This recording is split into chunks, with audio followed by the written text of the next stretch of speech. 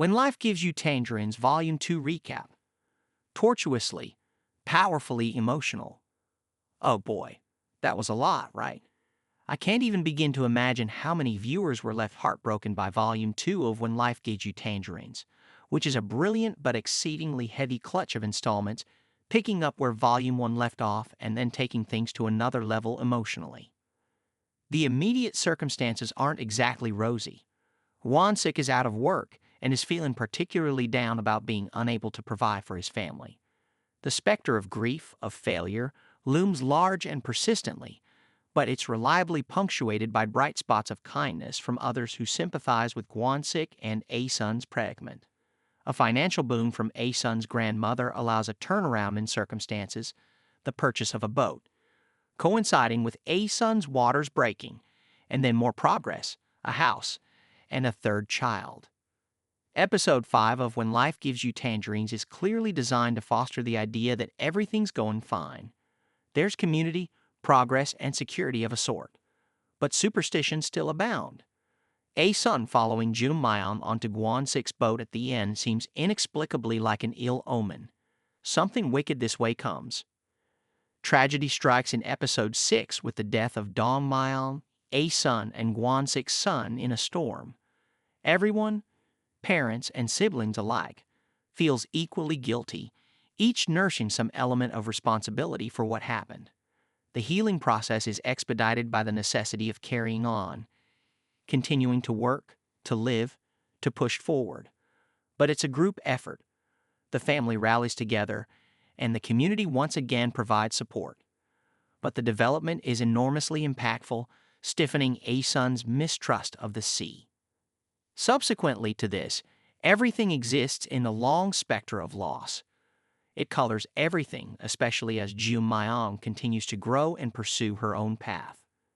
After getting into Seoul National University, we see her refuse to say goodbye to her college sweetheart as he leaves for the military, keeping the pain of saying goodbye at arm's length.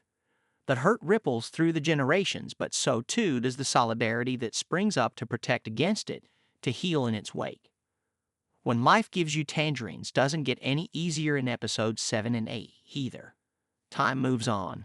The narrative frame shifts a little, but the pervading sense of sadness and melancholy persists, indefatigable.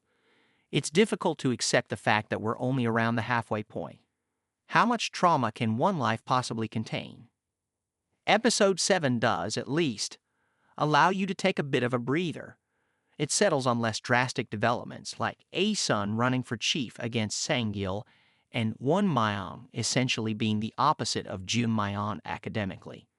He's a bit of a huckster, a smaller version of his go-getter father. Jung-myeon also occupies more focus here, which is understandable given the passage of time and the factor subplot about becoming a tutor for a rich girl who hates her because she can't reconcile her intellect with her social status speaks more directly to the show's underlying themes. This whole thing's an accident waiting to happen. Jung-myeon refuses to give the police her parents' number so as not to embroil them in this situation, which is a nice gesture, also reflective of the show's themes. Jung-myeon is ultimately freed from this situation by the family's maid, who turns out to be the woman Ae-sun and Gwan-sik helped out at the Busan motel. She pays the kindness forward. Jung-myeon remains her mother's daughter, and the same is true of the brat she was tutoring. Both get deserved fates. Jung-myeon's closeness to Ae-sun is noticed by Gwan-sik when he makes his way to Seoul to see Jung-myeon and bumps into Young-beom, whom Jung-myeon has repeatedly dumped for reasons that are very familiar to Gwan-sik, because they're the reasons Ae-sun gave to him. He can see his life playing out again, Jung-myeon's inevitable future with Young-beom becoming clear. But loss still haunts everything.